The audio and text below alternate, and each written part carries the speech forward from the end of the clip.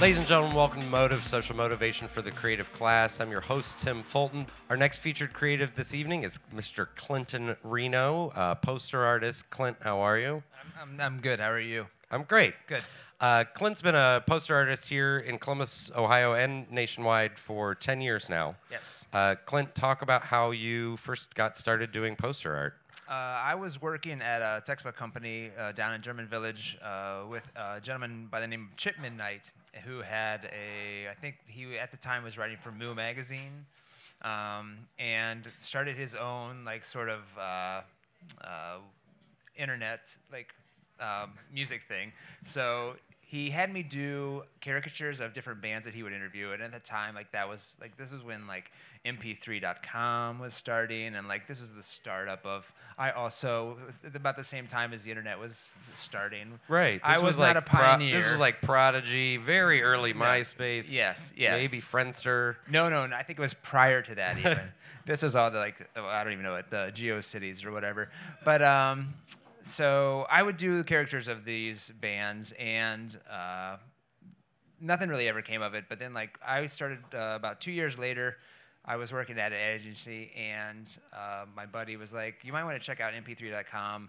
One of the sketches that you did is up on one of the artists' profiles." And I took a look, and I'm like, "That's pretty crazy." And I contacted them, and I said, "I can make a much cleaner version of this for you." And the guy was like, "That'd be amazing." So I did that, and somehow just ended up working with this dude who I think was in California. And I started doing posters for him, none of which were ever used, oddly enough. But because I did that, Chip and I kept talking, and then along comes Robert Duffy of donewaiting.com. And Chip and he had become friends, and Duffy was kind of starting donewaiting.com, and he started putting on shows, and I started just kind of like getting into these like black and white flyers, and So to be clear, at first this was all like pro bono. This was all. Oh like, yeah, absolutely. Like you were just like, sure, I'll be the guy who makes the posters. Yeah. Can I get into the show for free? Yeah, absolutely. Yeah. I think that had I mean, if I were starting now, I wouldn't have been able to do it because I don't have the time that I did then. So, or didn't need I didn't need the money as To much be as I clear, would you do have now. a wife and 2 children Yeah, at home. three now. Excuse we me, just three. had our third Right. 6 weeks ago. So I had a lot more time on my hands and was able to do these things, mostly just for the exposure. So, yeah. That's how you got started. Yeah, that's about Yeah, how it and so you've transitioned from that to doing a sort of, I hope this isn't an insult, a higher quality work that you a lot are selling as limited edition prints. Yes. You continued for a long time, primarily, and you'll correct me if I'm wrong, primarily still doing concert poster art. Yes. And then that has transitioned since fairly recently into doing more fine art prints that are sort of your work, your inspiration. Yep. Can you talk about the difference that you feel in working from, well, it wasn't necessarily commissioned work, the concert posters, because you were the one, I assume, doing the outreach to be able to do it. Can you talk about the difference between sort of working it within that commercial atmosphere and working in a realm which is just for yourself / just for the people that are appreciating your work? I think early on, I would seek out a lot of these opportunities, and so I had a little bit more of a say in what I would do because it was all on me. And a lot of times they're for local shows, and the artists or the bands or whatever, they didn't necessarily care what the poster was. They were just excited to have a poster created. So that was a little bit more open. And then I've kind of shifted into the concert posters I did for a while, whereas that was through the venue, and it was still kind of on me to create and come up with the ideas. So that was a little bit open as well. But to be clear, there was an approval process to it. Not really. Not early not on. back then. No. Okay. Not early on. And that was okay because nobody was paying for it. So as soon as money starts changing hands, people obviously will want to have a say in things, which is perfectly understandable. So nowadays, what I do, anytime I do a rock poster nowadays, it's through much more official channels, be it the band management or bands now have merchandise managers and merchandise companies that they work with. So there's an approval process there, and it's a very, sometimes it's a very crazy approval process. Sometimes they're just like, do anything crazy, do anything cool, we'll be happy with it. So how often are you still reaching out to them, and they're reaching out to you? It is probably, I'll reach out to them from time to time, but I get much less from that than I do from being at events like Forecastle Music Festival. It's an amazing festival, but it's small enough that like a lot of the bands will walk around a lot of times, And by you getting out of it, you are talking about money. Yes. Because the merch company will sort of take some of those prints and they'll sell them on their own. Yeah. But then do you always have the right to sell some of your own work? Yes, that is actually generally what we want to try to do. There's been a couple of cases where I haven't been able to, but that's like kind of like in the contract, so to speak, is I'll get paid to do it, I'll get paid to print it, and then I'm allowed to have like 25 or 40 or 100 to sell after the fact, after the show. So like I don't ever sell them prior to, because that takes away from the merch money for the bands. So. I see. And so when you're at festivals and so you sell at Comfest, you sell at Forecastle, you go to, what's the national touring, the poster art festival? They do flat stocks. I've done fewer of those. Okay. But then there are also craft fairs that kind of come across, like Renegade Craft Fair out in Chicago or Austin. There's a ton of those, and a lot of even craft fairs around here that pop up, Craft and Outlaws and things like that. And those are I think you're quicker to do those simply because they're local, right? Yeah. So you primarily with those, you're simply dealing with your backstock, right? You're not. Yep. I mean, you're not producing for those. No, it's from time to time I will create a print specifically for those events, but it's never a rock poster. Right, like you do a lot of work for the North Market. Right. Right. Yeah, it's like sometimes people will come in and be like, "Oh man, will you do a Bob Dylan print for me?" And I'm like, "No, that's not how it works." Right. No. But, so talk about transitioning then into the work that is just for you. So, and not even sure how it happened, but there has. Doing the gig posters and things like that, there have become more hoops that you have to jump through, and there are these galleries kind of popping up all over the country that are kind of like these pop culture galleries that are a little bit. They're catered more to the lowbrow type culture. They're not high end, but they're beautiful galleries. They're nice galleries, and they deal with amazing artists.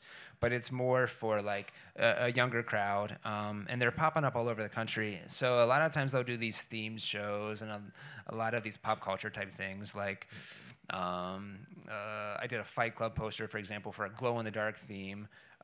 So there are these things that come up every once in a while, and I'll do these things more now because they will sometimes have things attached to them. Like they have properties attached to them that I don't necessarily own, but it's a lot more fun to kind of like just do something that doesn't have. With the gig posters, when people will walk into my booth, for example, there's so many different like things that they have to. A lot of times they'll come in and they'll be like, "Well, I love that band, but I wasn't at that show, or I don't live in that city, or actually I didn't even see that tour. Actually, I love the artwork, but I don't know that band." And there are just so many different things that make it tricky to sell this artwork to this person. So these pop culture galleries and doing things like that offer me an opportunity to like do kind of like anything, everything. And even with the recent show at Rivet last month, that was a song lyric show. And basically what it was is I just took like 10 songs that I was passionate about, and I'm like, it'd be fun to capture this in a way that, even if it's a literal translation of the song, which it's not meant to be taken literally, but it's fun to kind of like get it out there in a literal way, just so that someone can like have that emotional attachment to the artwork. And then if they have the song that they're attached to as well, that's like an added benefit to it. So, and those have been more fun for me, and they've ended up they end up doing better for me, like in terms of selling them or in terms of people reacting to them. The band posters, they a lot of times will get people in the booth because they like, oh, the Killers, oh, I love that poster. But then a lot of times they'll look around and they'll walk away with art prints. And that's kind of what I'm finding with like a lot of my peers. Like they still do these rock posters, but people are much more apt to buy artwork in essence. Yeah. Let's shift a little bit and just talk about the commission work that you've done and sort of what that, I don't know how blessed you've been in that somebody's just like, hey, I need a poster for this event, do whatever you want to do. Or if it's a lot more sitting down and them giving you input, you coming to them with an idea and then saying, I don't like that. What's been the commission process like for you? Well, I'll do a lot of commission work, and a lot of the times I make sure up front, though, that I ask them, I'm saying, you are obviously coming to me for a very specific reason. I have a specific style. It's a little strange. There's some quirkiness to it. This is not going to be something that's produced in an ad agency necessarily. This is something strange. So, like, I'm going to lead with the most strange thing I can come up with. And, like, we can whittle it down from there. But a lot of times, if it's too much, if they want to, like, take too much out of it, a lot of times I'll back out because it's not like any sort of artistic integrity. It's more just not going to be fun. Right, you're just not interested in doing it. Right. Yeah. And I've had the joke about make the logo bigger. That's happened, and even in a poster that I did a couple for Guitar Center, I think, for their South by Southwest showcase, and I did 2 of them, and they're like, these are great, but could you make the logo bigger? So I had to like figure out a way to like shrink the artwork so that this logo really stood out. So. But that you're willing to do because you're Yep. able to Yes. still contribute your creative expression in Yes. it, and you're just trying. In the end, you're talking to the person that's trying to appease the person that's above them, Right. And you realize that, Right. So, do you want to walk through your actual process? Yeah, a little I could bit? do that pretty quickly. And I will say, like, when I started, these were like black and white flyers. They were digital. I would go to Kinko's and print off 11 by 17s. And I went to a show at Stain Skin. I don't know if it's even still, but it was a show of Mike Martin, Engine House 13. He does these crazy day glow rock posters. He's been doing it for many, many, many years. And I introduced myself, and he was familiar enough with my work. He's like, oh, dude, those are great. He's like, listen, you got to stop. He's like, you have to print them yourself. You have to screen print these. And I looked into it a little bit, and so this process that you're about to see, and I have some posters back there, it's all screen printed, and a lot of this is like, that's kind of like the most important thing in a lot of terms of, with a lot of gig posters, is like if it's screen printed, if it's limited edition, if it's done by hand or done by whatever, like it's not. That's why I'm able. Like people will come in and I'll be like, "That's $40. Why is that $40?" And I'll like, "There's only 20 of them. There's only 20 of them. I'm not going to print these again. They're not. I didn't hit Command P. This is an actual thing I did with my hands. So I'll kind of walk you through what it takes to do that. So this is the process. You can't really see that, but I start off with a thumbnail. We're totally washed out. I have a quarter there but I start pretty small so I can get my composition to where I really want it to go. Because if I go too big, I won't be able to get it there. So then I go into a tighter sketch with pencils, and I try to do as much of this by hand because there's a computer component to it, and I always feel a little guilty about that. So I do as much of by hand as I possibly can. So it's hand sketched, and then I'll ink it by hand, ink on this crazy vellum stuff. At which point in time I'll scan it in and take it into Illustrator, and it's all my line work. So I don't know how familiar anyone would be, but it live traces it. I might do some painting. A lot of times I've been working in some watercolor parts to it, again, to get as much by hand as I possibly can because the computer plays a role into it. So I'll scan that in.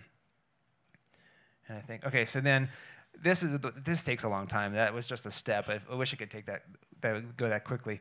But so you could see a lot of some of the stuff, like some of this area back here is the painting that you saw prior, and then that was the guy that you saw inked. So this all happens in the computer.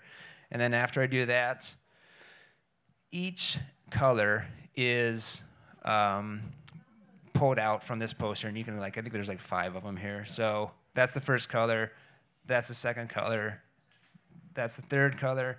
So I have to separate it in a way that the screen print, I lay down these colors, and the next slide might make, so then I print out these films, each color becomes a film because each color is going to be screen printed. So each color gets its own screen. So then I expose it, wash it out. Go ahead, you can do the next one. And wash it out. And then, so that's the screen. And then each color, so this is the gray, and I think that print might be on the top there. This is the gray, this is the blue, this is the white, the orange, and then the final color is the black. And so that's a 5-color print, and each color, if I'm doing 50 of these, I'll have to run each color that many times. I'll have to do 50 times, and I put them in this drying rack. So then, I'll sign a number down here. So I did 30 of these, for example, for that show. And so what's the time, just the actual process, let's say post Illustrator, just the actual manual labor? Yeah, the printing of the screens, the washing out, the application of them. It depends. I could do a run of 40 in about 20 minutes. So, okay. But that's one color. Okay. So then that'll dry, and then that's a 5-color print. So, it'll take a while. It'll take a few days. Certainly. A lot of times. Certainly. I could do it in a night if I had to, but I don't like to. Certainly. Any specific questions for Clint? I feel like we sort of glossed over some of the aspects of his. Sorry I feel about like that. no, it's my fault that we've sort of glossed. Is there anything? I know a lot of people here appreciate his work. Is there any specific questions you have? It's okay if you don't. Yeah. You have a comment? Oh, thank you. Thank you. Well, thank you. And I started out using. I don't do it as much as I did when I started, but I started out using a lot of colored papers, and that was one way. And actually, the guy that taught me to do a lot of it, Mike Martin, he always gave me grief about it. And there are a lot more of Clint's works back here that you can check out. Yep. But before that, if you guys could please give him a round of applause.